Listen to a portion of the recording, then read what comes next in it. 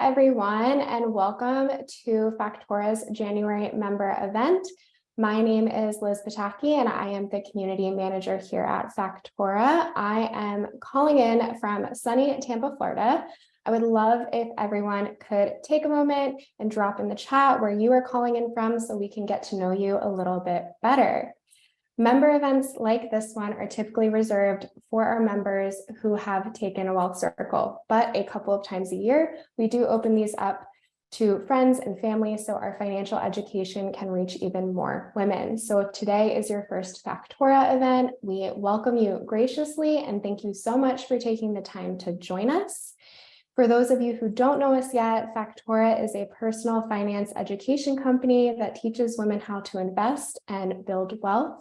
We are on a mission to lead 1 million women to $1 million of net worth. And we do that through our 12-week live online investment course called the Wealth Circle. Now, the Wealth Circle only opens 2 times a year, and we do officially open to the public next Wednesday, January 18th, for our spring 2023 cohort. Anyone on the call who might be interested in taking the Wealth Circle, we are going to drop a link to our waitlist in the chat so you can be the first to know when enrollment officially opens. As a reminder for our Factora members, be sure to grab and share your referral link with your friends so they can sign up too. Now, let's get into today's discussion, how to use money as a tool for burnout. Last year, nearly half of female employees reported feeling burnout, stressed, and anxious. Putting your mental health first can be challenging because of your own personal expectations, a lack of resources, as well as outside stigma. But doing so is vital to your overall wellness and has a direct impact on your professional and personal life. So today you will hear from 2 Factora members about how they set up their investment strategies to take a step back from their careers, to de-stress and heal from burnout, put their mental health first, and create space to live more intentional lives. So with that, a quick reminder to put all your questions in the chat, and we will do our best to answer them during Q&A at the end. I am going to pass it over to our founder and CEO, Allegra, who is going to be moderating our event today. Allegra, take it away. Thanks, Liz, and hello, welcome to the call. Members, always glad to see you, and non-members, welcome to an Insider Factora call. So it's Wealth Circle season coming up, which is my favorite time of year. Like Liz said, we only open the Wealth Circle twice a year, and we will be doing so next week. So with that, it is 2023, a fresh new start, and I know that New Year's resolutions are huge, and of those, so many are financial resolutions. And it's really easy to stack up all these different goals and commitments in the beginning of the year, which can lead to burnout, our topic for today. So burnout is this term that, I don't know about you, but I feel like it's really gotten a lot of attention in the last few years. I feel like we throw the word around everywhere, but it is not just synonymous with startups and working in corporate America.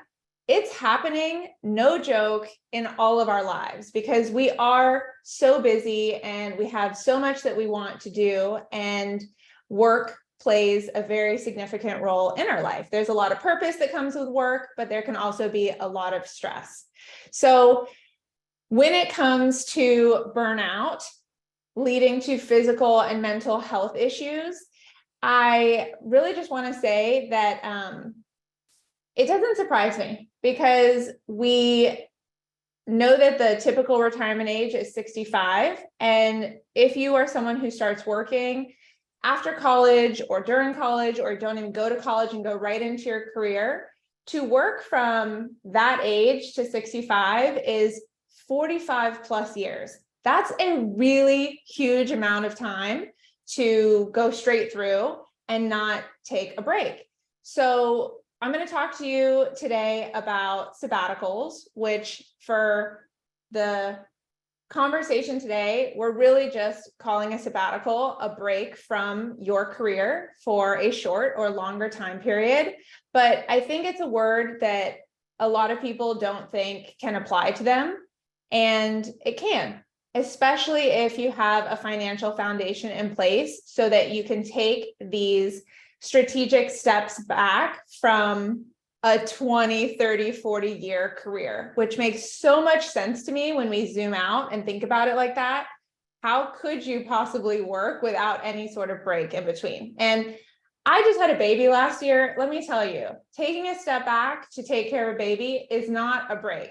Yes, there might be a bit of a mental load that gets relieved from work, but you are drinking from a fire hose when you are learning to take care of another person. And there are plenty of people who come out of the workforce to take care of other family members too, and just really need time for themselves. So I'm so excited to jump in today's conversation with Pam and Whitney. So if you could introduce yourself, Pam. Yeah, of course. Hi, everyone. Really excited to be here and chatting with you all about something that I'm really passionate about. I'm Pam. I've spent nearly my entire career in fintech, focused on building financial products that have a positive impact in people's lives. I spent my career moving up the proverbial startup ladder until I found myself in a VP level role before I was 30, really burnt out. And I had sort of achieved all those milestones, but yet I found myself in a place where I wasn't able to take care of my mental and emotional health. Hi, everyone. I'm Whitney. I'm one of the founding members of Factora, and I started my career in 2007, so roughly 16 years ago, with just the brightest eyes in the world. I had big goals of growing my skill set, moving up the corporate ladder, just making a whole bunch of money. And, you know, when I look back, I built a very successful career that I'm proud of in both finance and tech, as you know, male-dominated industries. But really, from the time I got started in my career to very recently, my motto was put your head down, focus, build, grow, expand, move up, you know, and like, I really didn't see that changing or had intentions of that to change until I retired between 60 and 65. Thank you. So I think you guys have probably seen different articles about this, but during the pandemic, there was something called the Great Resignation, and there were a ton of people who left their jobs. There was also a lot of silent quitting, people who just said, hey, I'm out of here. But in regards to women, there were 2 million women who left the workforce between February 2020 and January 2022, you being 2 of them. So I really wanted to just get into individually, we'll start with you, Whitney. What were some of the events that led to your burnout and ultimately your decision to take a step back from your career? Yeah, so I don't know how to sum it up any better than just the grind of life really got to me. And, you know, I was working a number of stressful roles throughout my career. And, you know, at the most recent point, I was helping build a very early stage startup, which naturally comes with a lot of pressure on its own. So, you know, here I am working a busy schedule. And then on top of this, I had 3 very close family members to me pass away within 4 years, 2019, 2021, and 2022. And then you throw a pandemic in the middle of this, and I just found myself in a huge shitstorm of grief, trauma, PTSD, uncontrollable stress, anxiety, depression. I mean, you name it. So my world completely got turned upside down. And when you're in this state of survival mode that I found myself in, like I was just grasping for any sense of normalcy. And, you know, normal to me was, you know, working hard, operating as I used to, firing on all cylinders, and just expecting my output in my work life, my social life, any area of my life to be the same as it used to be.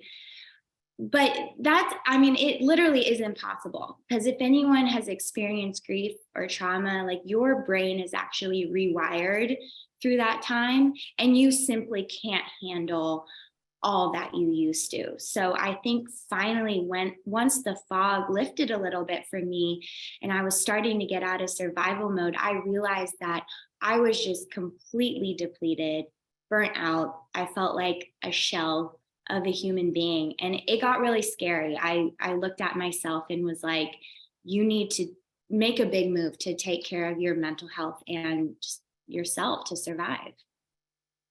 So for some of the members who are on this call, they will already know that that startup Whitney was referencing was actually most recently Factora. I think it's worth mentioning because you've been a big expander in my life. When I first met you, Whitney, years ago at this point, we were at an event together and I got in your car and I was trying to convince her to come on this startup journey with me and help me build Factora and teach women how to take control over their financial life, learn how to invest and have a lot more freedom. And Whitney was like, yeah, I want that freedom now. I'm ready to take a sabbatical. I've been thinking about this all of my 20s and I want to take a sabbatical. And you were really the first person that even dropped the possibility that someone could just choose to take a sabbatical.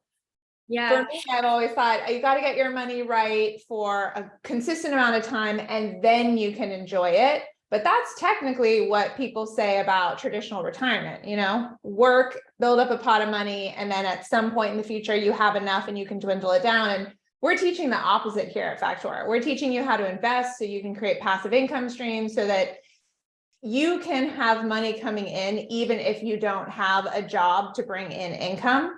But really, you were the first person to ever tell me that you wanted to go on a sabbatical. And I remember the way I responded to that was kind of, I brushed it off. I was like, yeah, but after we get Factora up and going. And then unfortunately, you did have a lot of loss. And I remember when you came back to me and said, I really need to take this sabbatical, it was like I could finally hear you. And I'm so glad that you've taken this time. Thank you. I think about that all the time because my first intention of taking a sabbatical was really just to reward myself for working so hard and investing diligently over the last decade. And I had these visions of, going to Southeast Asia for 3 months. And then when I got back, just getting right back into work, and it would just be a real leisurely sabbatical. But with these unforeseen events, like it's like the timing of the sabbatical chose me, and it looked a lot different than what I had originally imagined to, focus on my mental health.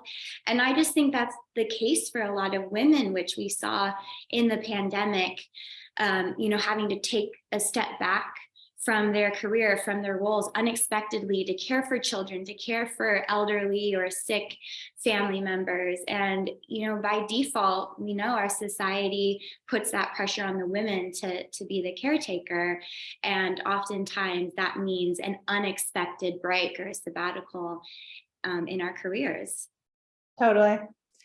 Okay, Pam, talk to us about what events led to your burnout and ultimately you taking a break. Yeah, I don't actually think there was sort of like one single event that I can pinpoint that led to my burnout. It was just more the culmination of life and a lot of stressors around life that led me to sort of have to take this sabbatical. I'm sure some people on the call can relate, but I had been working since I was 16. I put myself through college without any financial support from family, and like lots of type A personalities, I just kind of kept going. I got my master's degree and then I started working, and I was just so focused on sort of climbing that corporate ladder, if you will, but in the startup world, and just really made work a really large portion of my life. And then in 2019, we became caretakers to my grandmother. And I absolutely love her and I love all this time we get to spend together, but becoming a caretaker is a really big stressor. And it's funny that the first time you met Whitney, when you were trying to convince her to join Factora, she had already brought up the sabbatical, because when I took my Wealth Circle in spring of 2020, my original goal was to take a sabbatical by the time that I was 35. And I think in a lot of ways it was meant to be that kind of like gap year, just imagining it as that like fun gap year after college where you get to travel and do all these things. And it wasn't till really this past summer I was reflecting, and it felt like in a lot of ways I had reached my goals, if you will. I was in VP level role before I was 30, but yet I was having a really hard time with my mental health and being able to sort of manage the day-to-day stressors of life. I think burnout can come in a lot of different ways, but for me, it was this sort of realization, and to quote Taylor Swift's anti-hero, like, hi, I'm the problem, it's me. And I don't actually mean that as like, I'm actually the problem, but it was more that I realized that it wasn't about the specific role. It wasn't about the specific company. It wasn't something that could be fixed by just changing jobs. It was actually something that I had been feeling for many, many years. And it wasn't going to get changed, like I said, by changing roles or like exercising more or whatever. It was actually like a deep burnout that I needed to take a step away from work for. Yeah, I think that probably the women on the call, definitely what I've noticed about the typical Factora member who goes through Well Circle, we got a lot of type A's in this community, a lot of women who, whatever they set their mind to, they want to do it the best. And then they want to do the next thing and they want to keep checking off the list. And I know I was a lot like that. I wanted to move to New York. I wanted to work at a well-known company and have an important title on LinkedIn and check.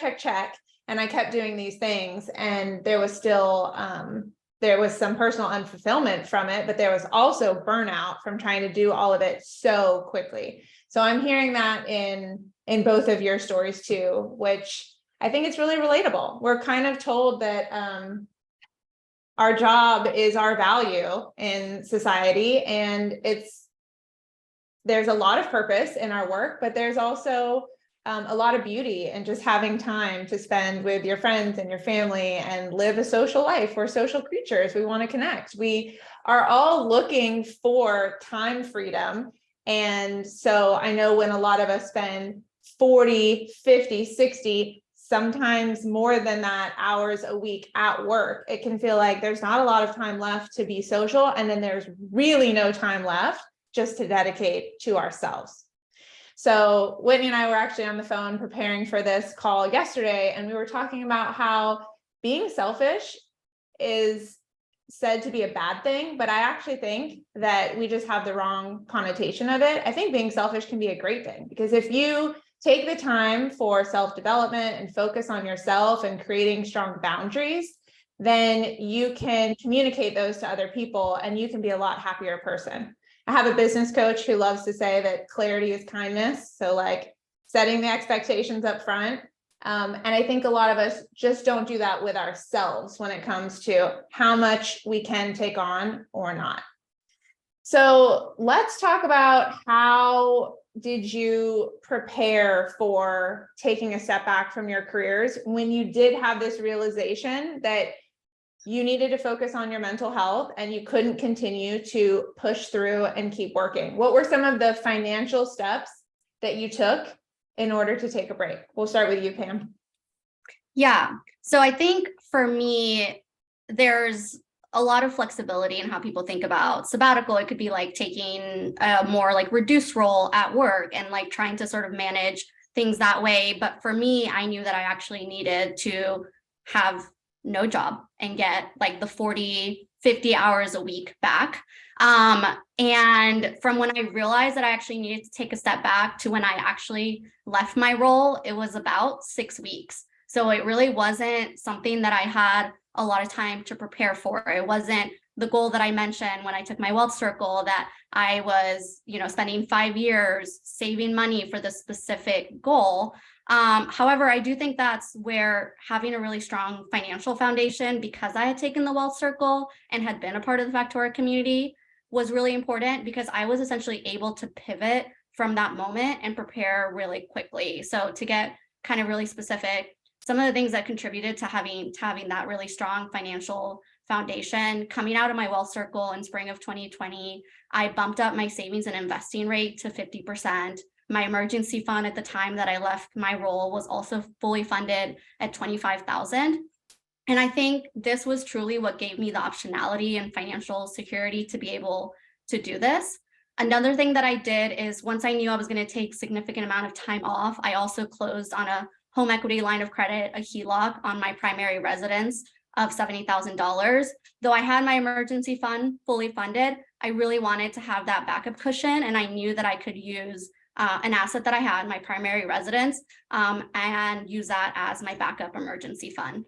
And then during those 6 weeks, my partner and I looked at our lifestyle analysis to see where we could cut expenses. And I think it was really because I had a 50% savings and investing rate. What that really meant was that we could decrease our income by 50%, i.e. my salary, and still be able to afford the day-to-day household expenses. We just weren't going to be able to save during that time. I just want to interject here to kind of define a few of the terms you mentioned that some people might not be familiar with. One of them was investing rate and the other one lifestyle analysis. So for those of you who don't know this number, your investing rate is effectively how much you put into investments each month out of your income. So it's a percentage of your income that you are prioritizing towards future you or additional flexibility. Because if you're investing, then that money is getting put somewhere where it has the opportunity to make more money, which is why we really love teaching women about how to invest and making sure they're doing a lot more of it. Because unlike savings, you're putting savings in a bank account and then it's just that top line cash amount. And when you spend it down, you spend it down. So we want investments growing and working for us in the background over long periods of time. So that's an investing rate. A very typical one is under 10% in the US, but we see Factora women having investment rates 30%, 40%, 50%. The higher you can get it, basically the sooner you can leave your day job to either take a break like this for a moment in time or for extensive periods. So that's investing rate. And then lifestyle analysis is just a exercise that we do in the Wealth Circle, where you basically go through your whole lifestyle. What do you spend on, both just for fun and that you are obligated to spend on? And so I would assume that when you went through your lifestyle analysis with your husband, you guys were prioritizing what are the things that we have to pay for and how can we shift some of our, more fun spending to be more thoughtful during this time when we don't have two incomes coming in. So I just wanted to clarify that. And yeah, I think that the getting a HELOC as a second backup plan outside of the emergency fund is really cool use of a financial vehicle that is available to people who own property. So obviously, when you own a piece of property, it can be really great for building your net worth. But since it's an asset, it's also something that you can utilize throughout your life for different things like this. And even if, and Pam, have you drawn on your HELOC to this point? No, okay. I haven't. I didn't think so. What I really just wanted to double click on there is the fact that you pulled that so that you had it there is really great for peace of mind. And that's one of the biggest things we're always trying to talk about in Factora. It's like, money is not rigid. It is quite fluid. You're going to make a financial plan. And so Pam was thinking, oh, I'll take a sabbatical in a few years. And then within way less than that 5-year time span, in 6 weeks, she decided to do it. But that's because she had financial foundation that she could shift around and do it. So I think it's just really important to understand that this is why I want every woman to understand where all their money is going, how it's growing, so that they can be really fluid when they want to make changes and do something like taking a sabbatical. So thanks for sharing financially how you set yourself up for that, Pam. Whitney, what about you?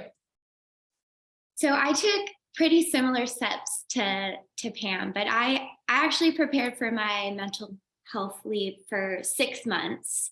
So I had a little bit longer time period to prepare, but the very first thing I did was actually redo my lifestyle analysis, which I think is an awesome tool that the Wealth Circle provides. So I could really see, where each dollar was going every month, so I could analyze my spending categories and just cut and get those tightened up to prepare for, my lack of income during my sabbatical. So from that, I cut subscriptions, got my monthly nut down, and it really encouraged me to focused on becoming minimalistic, and just getting rid of stuff, not shopping, buying the bare minimum.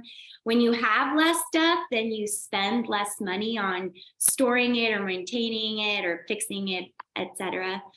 I worked on replenishing my emergency fund to $30,000 over those 6 months. I knew I would need a cushion I could fall back on to, be able to take this break. One of the biggest moves I made was turning my house into a short-term rental. So like Pam, I took an asset of a primary residence and took a liability of a primary residence and turned it into an asset of a real estate investment. So I spent time prepping to get it rented out when I wasn't going to be there. And the big reason I did this is because my partner and I, like, the main point of my sabbatical was to live abroad in Europe for 5 months. Yes, for fun and adventure, but also to lower our cost of living expenses. Because if you didn't know, the United States is a very expensive place to live. And so when you can make US dollars and then live abroad in a lower cost of living area, it's a big way to save money. So I don't know if anyone on this call is into the FIRE movement at all, financial independence, retire early, but a lot of people in the community talk about, becoming a digital nomad to save money. So that was a big thing we were prepping for. And then another big thing I did was I called my financial advisor I'd been working with for many years at Morgan Stanley, to tell him, I may need to withdraw from my brokerage account during this time to fund my sabbatical. And he let me know of this offer that they had called a liquidity access line, which is basically a loan that the brokerage firm lends you, and your collateral is your brokerage account dollar amount. So I was able to take out a liquidity access line of $80,000 at a rate of 1.95% for 1 year, which, if anyone's following interest rates, like, that rate is just unbelievably low. It's such cheap leverage. So I absolutely took the opportunity to do that. But, this is a form of debt. So I obviously had a plan to pay it back, which was I entered into a real estate partnership in 2021 with 3 partners total, so 2 other partners. And we are currently building a spec home out in Texas Hill Country. So when that sells, my plan is to use that money to pay back my liquidity asset line. But in the meantime, I don't have to withdraw my money out of the market, which I didn't want to have to do. Okay, this is so good. This is another reason why I want women to understand money and have a lot of money in investments, because when you do, you can have access to things like Whitney got with her liquidity access line. So that is basically because of her pot of money in the stock market, in that brokerage account, she's able to borrow against it a certain portion, and that under 2% rate is just phenomenal. I mean, that's better than my car loan. So this is why it pays for women to be smart with their money and to be wealthy women. This is why we want everyone educated and able to take advantage of these financial vehicles that men are using left and right. So we need to do it too, ladies. Okay, that is really. So I was just going to say, it's my understanding a lot of brokerage firms offer something like this, and I had no idea until recently. So there's just a lot out there that, unless we get educated about it and research it and learn, we have no idea what we have access to. And that was a big one for me to take this break. Yeah, definitely. Okay, so we talked about how you kind of set this up financially. And Whitney, one of the things I heard from you is that you shed a lot of things and it helped with just getting some mental space. Nobody wrote this, but I would like to know, how much luggage did you take with you on your sabbatical? One carry-on, which ended up growing into like another little like bag I had to take on planes. But I mean, my husband and we each got one carry-on. We were riding thin. Okay, so I want to shift over to talking about what these mental health breaks actually looked like. We talked about why you needed them. We talked about how you financially prepared for them. What does it actually look like to be on a sabbatical for both of you? Whoever wants to start. Pam, you can start. Okay, I'll start. So for me, the first few months I spent time traveling both like internationally and domestically. They weren't extended trips like Whitney's, just smaller trips that we already had planned here and there. I celebrated my 30th birthday in Paris, which was really amazing. Once I got back from traveling, I really just spent time without a plan, which was what I really felt like I needed. I spent time doing Pilates, doing lots of therapy, and like catching up on some of those like household management type items that you can ignore and are just like consistently on your to-do list. For example, we got gutters, very exciting stuff. Again, this is all like minor stuff that I could have certainly tried to fit into a full-time role. Like, right, you can still go work out, you can still go to therapy, you can probably still get gutters. But for me, I just needed to have the space to see where the day would take me. And then I was able to spend time with family and friends where I just really was able to be so present in a way that I don't really think I had been before, because I wasn't thinking about my work to-do list. I wasn't in a hurry trying to figure out like, okay, how can I be the most efficient? And then to be honest, I really kept my routine relatively the same in some ways. I have a partner and he was still working throughout my sabbatical. So we would just do kind of the same things that we would do if we were both working. We'd go to the gym together, we'd eat dinner together. So it was just having that space was really important. I love that. I had a friend who, I don't know if she coined the term, but she talked about needing a life admin day.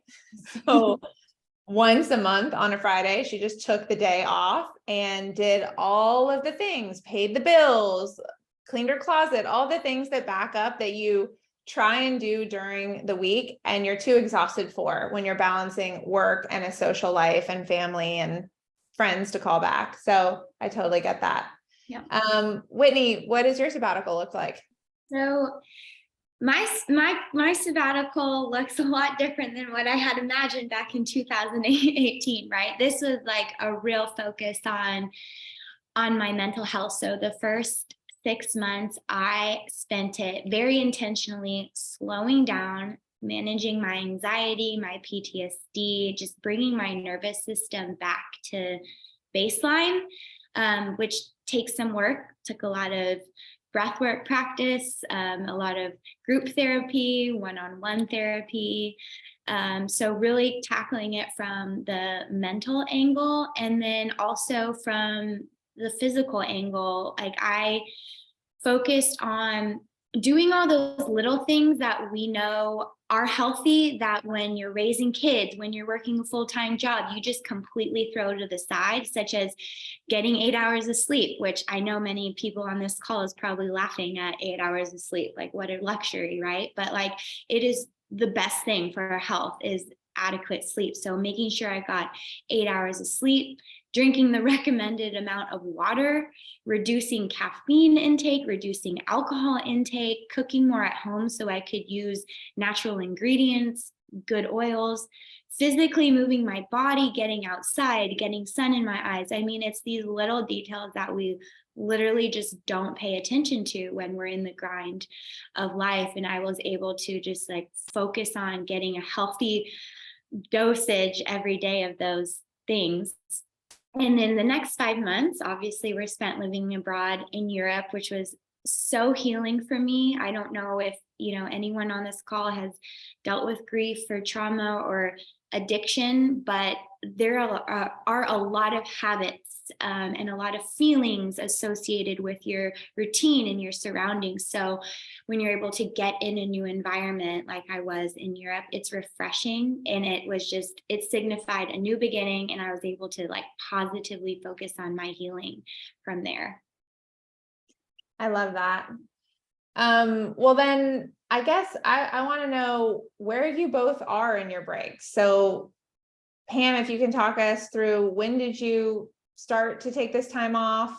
When are you planning to go back to work? If you are, like, what does it look like now since you've started the sabbatical?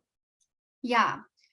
So I'm about 6 months into my sabbatical. So I left my full-time role in July of 2022. And I actually accepted a full-time job offer 2 days ago, which I start in a few weeks. And almost poetically, it's actually, I start my new role almost 6 months to the day that my sabbatical started, which kind of feels like a nice circle. I think for me, with the time that I've had off, I had originally expected to take only 3 months off, but then what you hear a lot from people who've taken sabbaticals because of burnout and what I experienced myself is I needed more time. I thought, hey, 3 months would be more than enough. And I got to the 2-month mark and I was like, I cannot imagine going to a full-time role like right now. And so really at this point, I was ready to return and take the learnings and reflections that I had during my sabbatical and develop that kind of new relationship with work. During my sabbatical, I think what I have been really surprised about is just like how easy it is to fill your time with things that you care about. I think I was very anxious about being like bored, will I know what to do? But I found that it was really easy to fill my time in a good way. And I think the other kind of learning that I had is on the flip side is realizing how precious time is and being able to sort of keep that in mind when I start my new role. And wait, before we get to you, I mean, just the fact that you thought that you only needed 3 months and then you got into it and then actually decided to go longer and it's going to be 6 months before you get back to working. Are there any more like insights you can share about how you supported yourself financially during this time? Because I'm sure people are sitting there being like, but what if I only plan for 3? How can I just double it? Yeah. No, that's a great question. Like I mentioned, about 2 months into my sabbatical, realized I needed more time. At that point, I hadn't needed to tap into my home equity line of credit. But at the same time, I was like, I had some unexpected consulting work come in. It was a $15,000 contract over the span of 2 months. Consulting wasn't something that I had really ever done before. And I was able to get this contract by leveraging my contacts in the startup space and just putting myself out there and saying, hey, I have this expertise if you ever need it. And getting that consulting contract, it was super part-time, 5 to 10 hours per week, was a really nice way to be able to support myself, knowing that I wanted to take more time and I didn't know what that would look like.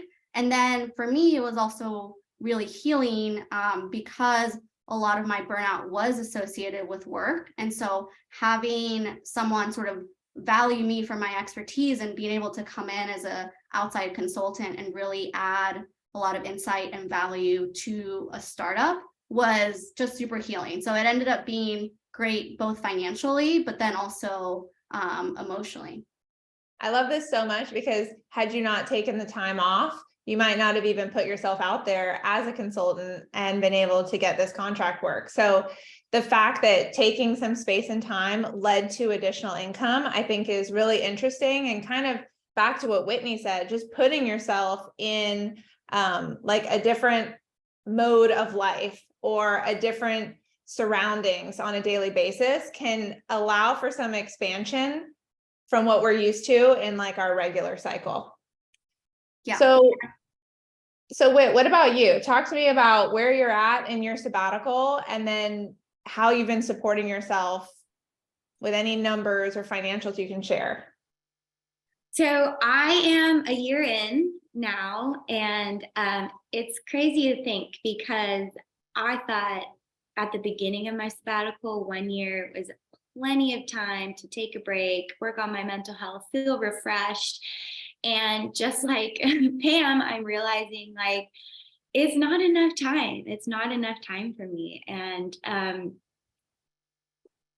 this kind of healing just takes a lot longer than you think. And I've had multiple therapists tell me that. I didn't believe them from the beginning, but now I'm living it, so I know it's true. So I'm 1 year in, and I have the intention of extending my sabbatical for at least another 6 months. This is the best I have felt like right now in 4 years, and so I do not want to interrupt that. I want to basically keep going. So that's really the intention of my partner and I in 2023. We're going to continue our traveling. So the way I have been supporting myself financially, I'll first say that my partner and I don't share assets. We keep our assets separate. So I'm not just like, counting on his income to help me. I'm really supporting myself through this sabbatical. So my liquidity asset line has been the biggest saver. I have really spent that down. So I have about $10,000 left there. And due to supply chain delays and whatnot, our house just finished and just went on the market, the spec home that I'm planning to use to pay back my liquidity access line. So I'm hoping that sells, but if it does not sell before February, which it is unlikely, then I am able just to extend my liquidity access line. I could either lock in another annual rate, or I could let it go on a variable monthly rate. So the rate is LIBOR plus 1%. And again, if you've been following rates, they're a lot higher now than they were a year ago when I took this out. So to be honest, I don't know what I'm going to do here yet. I have another month to figure it out, and I'm talking to my advisor, watching rates. But it's nice to know that I can extend it for a month or two or three or whatever if I have to. My Airbnb has rented out for 6 months now, and I was looking at the numbers recently. My average monthly gross revenue was about $5,300 a month, and then my expenses, mortgage, all that, about $2,800. So I was netting $2,500 a month there, which it did better than I anticipated. So I was really happy about that. So because of that, I didn't have to dip into my $30,000 emergency fund. So that's intact. And then, during my sabbatical, I had the opportunity to advise and consult for Factora, which was a nice subsidy to bring in every month. So like Pam, this contracting gig presented itself, which awesome, because I do think when we think about a sabbatical or taking a break, we think just completely stopping work altogether. But there's a huge gig economy out there, and you could pick up jobs and contracting work as you need it. And that has been really relieving for me. What else? Well, we reduced our living expenses by I'm still analyzing the numbers, but by about 20%. Living abroad, and that has to do with lower housing, but also since we didn't have like friends and family over there, the social aspect of going out on the weekends and spending here or there on group dinners or drinks or whatever, like that got completely cut out, which was nice.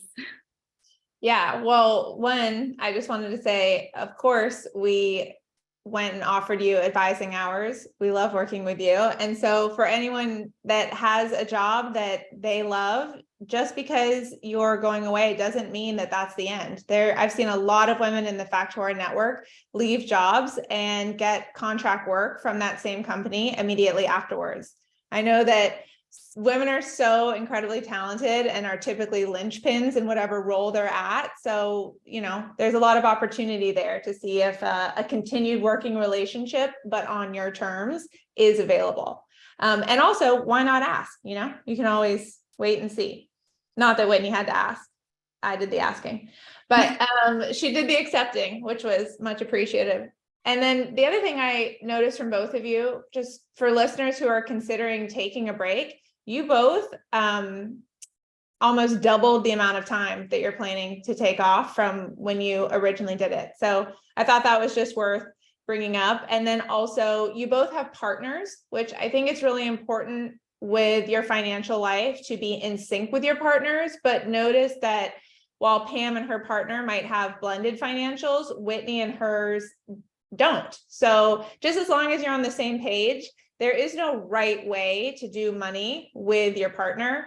But there's a wrong way, in my opinion, and that is just not being above board and transparent with your needs, your boundaries, and how you can work as a team to meet both of your goals, which seems like is happening here. Also, Whitney and her husband, Joey, did a great episode on how they constructed their prenup on our Coffee and Coin podcast. So if someone from my team wants to drop that in the chat, it's a great listen.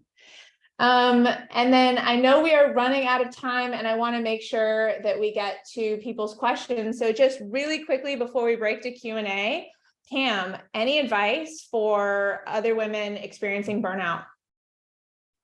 Yeah, I would say start preparing sooner than you think, or start at least building that financial foundation that is going to allow you to have the flexibility. For me, it wasn't something that I thought I would have to do until 5 years from now.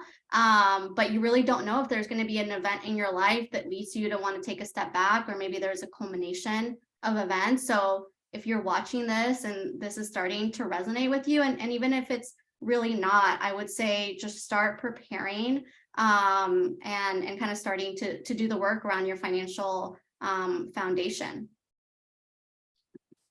Speaking of financial foundation, I actually have a slide for that. This is the Factora financial framework that we go through in a well circle, but what you just brought up, which is so useful, is this flexibility. So when you understand and have not just your expenses and your debt planned out and managed, and you've moved on to having your savings situated in that emergency fund full, when you get up to the investing area, that is when you have so much more flexibility in your life, because financial flexibility is going to come before retirement age. And so the more investments you have, the more optionality you can have and take breaks like this. So with that, Whitney, any advice for women experiencing burnout? I was just going to point out something interesting looking at the pyramid. Both Pam and I, in preparation for our sabbaticals, basically went in order of the pyramid and started with okay, lifestyle analysis. Where are we spending? Where can we cut? Is our emergency fund full? Then turn to our investments. And because, we both had real estate, she could take a HELOC. I could turn it into a short-term rental. I could do the liquidity asset line. So it's just interesting that even this pyramid really applies to all things financial, whatever you're planning. But my advice to anyone who is feeling burnt out for whatever reason, work, raising kids, taking care of family members, whatever reason you're feeling burnt out, recognize that it is a serious issue, because I do think our society almost glorifies people being burnt out and just powering through. And just know that that's going to impact your mental health down the line and your ability to help anyone else going forward. So it's serious. Your mental health needs fixing if it's not in a good spot, and just realize that you are not trapped. You may not be able to take a complete sabbatical with time off, but options aren't just black and white. There's so many gray areas. So you could get creative here. And we kind of, discuss these on the call, but like talk to your boss about, a more flexible schedule. Can you do a 4-day work week so you have that life admin day 1 day a week? Can you do a job share with one of your coworkers who also wants to scale back? Can you transition to being a contractor? Can you hire somebody to watch your kids like the same night every week, so like, okay, Thursday night's my night to like meditate or work out or whatever. So I think it's all about just trying to create more space for yourself to heal, to think, to just be a more complete person. And it doesn't have to look like a full break, but just know that if you're riding on fumes, some things do have to change. And I encourage you to make some moves and get creative to fix that. And if you haven't started investing yet or saving yet, come up with a saving and investing plan, because investing literally saved my life when I needed it the most. I also just wanted to share that someone from our community, Gail, just wrote in that after 12 years of pushing herself too hard, she actually stepped back to working part-time. And I know she recently had a baby as well, and is really grateful that she has more of this time to spend with her son. So I think that Whitney's examples of how to get creative are great. I think that what Gail is doing is great. I think that taking a full hard stop and break is amazing if you can do it. And obviously having your financial life together is going to allow you more flexibility to do so. And that is why Factora exists, so that you have a community of women that you can see doing this. So what's possible for them can become possible for you too. So with that said, I want to thank our speakers so much for sharing an hour of their sabbatical break time with us and telling us all the ins and outs of how they did it. Before we jump to Q&A, I told y'all it's Well Circle season. So the Well Circle actually opens next Wednesday to the public. It's already 35% full because we let our members extend the Well Circle to their networks first, so that we can keep growing this community in a very authentic and intentional way. And all the women who have been a part of this community so far have just been incredible. So the Well Circle is a 12-week course that will teach you proven investment strategies to build wealth. And these are all the things you'll learn. So if you're someone who's dealing with student debt, or doesn't have an emergency fund, or doesn't feel confident making investment decisions, or only has money from an active job right now and doesn't have additional income streams, we are going to help you learn how to put all these things in place. The way it works is it's an online course with a very live community aspect. So there are 6 calls that happen during the 12 weeks. There are also one-on-one accountability partner opportunities. And then there is a very busy Slack channel with everyone sharing what financial strategies they're choosing, what accounts they're opening. It's pretty fun to talk about money with hundreds of women, I have to say. This is what it kind of comes with, and you also get lifetime access to the course materials, the community, and we go and continue to do continuing education and members call just like this one you're on today. So with that, I would love to open it up to questions. We'll also drop in the waitlist link. So if you're interested, but you just want to know more, go ahead and fill out the waitlist and we'll tell you everything you need to know. So Liz, do you want to serve us up some audience questions? Yes, we have a few good ones. One for both Pam and Whitney is, how are you handling healthcare during this time, health insurance? Yeah, so I'll take this one. So I got onto my partner's healthcare, which I know is not a privilege that everyone would get to have. And that was what I did. I do know that if you leave your job, there are COBRA benefits and you can actually extend your health insurance. So for those that are thinking about it and maybe don't have a partner that they can get onto their health insurance plan, I'd encourage you to look into the COBRA benefits. I'm also on my partner's healthcare plan, but I did take a look at the open marketplace just to analyze some health plans there, and they do have a lot of options. So anyone who is doing that, though, I would recommend really dedicating some time to researching the options, because they are a little bit confusing if you're not a health expert. So I had to like look a lot of things up, but just know that that open marketplace is a really good resource for healthcare if you do want to take a break from the workplace. I agree. I think healthcare is way more confusing than investing. So just keep that in mind. If investing is something that currently today in this moment intimidates you, I think it's way easier than figuring out how to make sure your family has proper healthcare coverage. What else we got? And then for Whitney specifically, with moving abroad for an extended period of time, did this impact your taxes at all? And like, what kind of research did you look into for that before you made the decision to travel? So this was more of our pilot travel experience to see like if we could really maybe do more of a permanent move abroad. So I'm still researching how that will impact taxes, and like, you know, different countries have different rules for this last trip, since it really was just a pilot. You can be in Europe in the Schengen region for 90 days without a visa.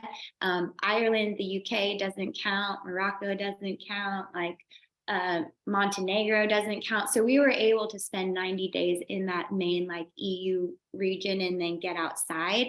And we just continue to pay our regular US taxes. So it effectively was just like we were traveling and not actually moving abroad. But there are tons of countries that are releasing their own digital nomad visas. So if anyone on this call is getting serious about becoming a digital nomad, just look specifically at those like rules and regulations, because I've looked them up and they're different everywhere. And if you work with a tax professional, just bring them into the conversation about what it would look like. But essentially, you are going to still have to pay, from what I can gather, you still have to pay some US taxes, even if you're like spending a lot of time abroad. Awesome. We have Jessica, who said she is leaving her job due to burnout. Her last day is this Friday. She sold a rental property to add to her savings fund, but she's having a hard time resisting the urge to start finding new ways to make money because she doesn't want to watch that fund go down. And it feels counterintuitive to her drive to save and invest. So how did you both overcome the mental hurdle of spending this money on yourself and mentally decide that it's worth it and okay to do so? Girl, it is not easy. I'm glad you brought that up. Like, I think the mental shift of the financial aspect was super hard for me, being very like career focused, investment, saving focused my whole life, and like having regular contributions to these accounts, and then all of a sudden stopping those contributions and then start spending that money. So it is a practice to get out of that mindset. For me, I know I struggled with scarcity mindset before I joined Factora, and I still really work on that, knowing that like the reason I am saving and investing and I'd worked so hard was so that I could take a break, or at least have some sort of flexibility in my future. And when that came, like I really had to be like, this is what it's for. And I know that like I can always jump back into the workforce full time when I'm ready.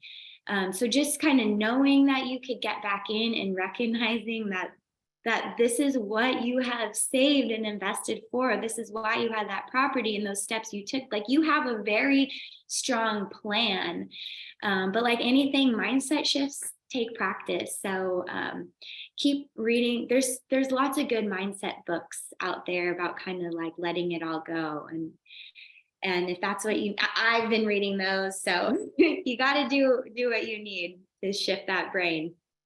Yeah, I think, I agree with Whitney. Thank you for asking this question. This was like, I'm not going to lie, it was very hard, especially if you're used to seeing your savings, your investments go up every month because you're contributing, to all of a sudden have that be zero for me. And then to also then see my emergency fund that I was using essentially start to get depleted. What I did is I knew that I knew where my money was. I knew what my emergency fund was at and what I was spending every month. So I actually needed to take a step back and say, like, I don't actually need to check my savings, my emergency fund every single day or even like every single week, because I actually find that to be really counterproductive, because it actually just put me in more of a scarcity mindset. Like Whitney said, I know that I had saved this money so that I could use it in case of an emergency, and this was that emergency. And that was what I had, saved the money for. And so really slowing down, not taking a look at my savings account every week and just looking at it once a month, checking in on finances and everything is really important. But I knew that like kind of that compulsive checking to watch it go down was not coming from a good mindset. It was coming from a scarcity mindset. I also think that this was probably the best question asked. I think if we started this by saying there's so many women who are incredibly intelligent, hard workers, type A, want to do things really well, especially when they get good at saving and investing and they have all of these automations on, it's got to be such a shift to turn them off and even be dwindling a pot of money, even if you know that it was earmarked for this purpose. So thanks so much for sharing that. The mindset piece, as always, is really where you have to start and where you have to stay, because it's a practice.